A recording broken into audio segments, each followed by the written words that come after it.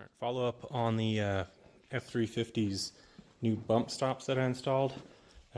We did about, I think it was 2,800 miles, and yeah, they turned out to work really well. They do contact the overload spring more often, and I don't have to run as much pressure in my airbags as I did previously. But because my truck has a BDS, I believe it's a 2.5-inch leveling kit in the front, when these engage, if the airbags aren't inflated, that still sags quite a bit, you know, before, like, even into the overload spring when we have our camper on there.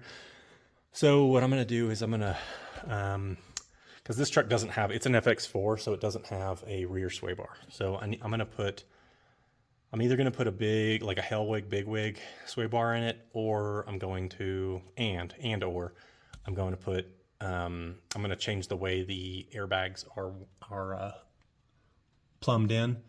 Right now they are connected, so it actually increases the sway.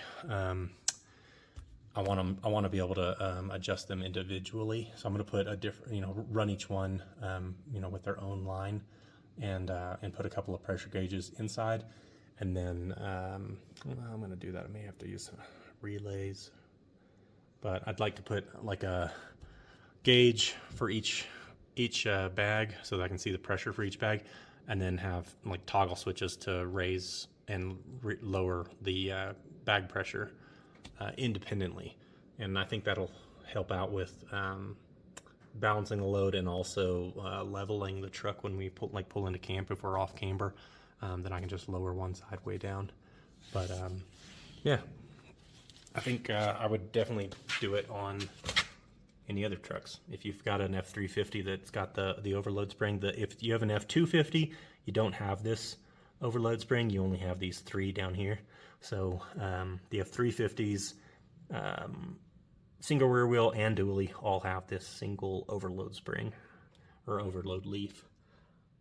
So yeah, definitely recommend it.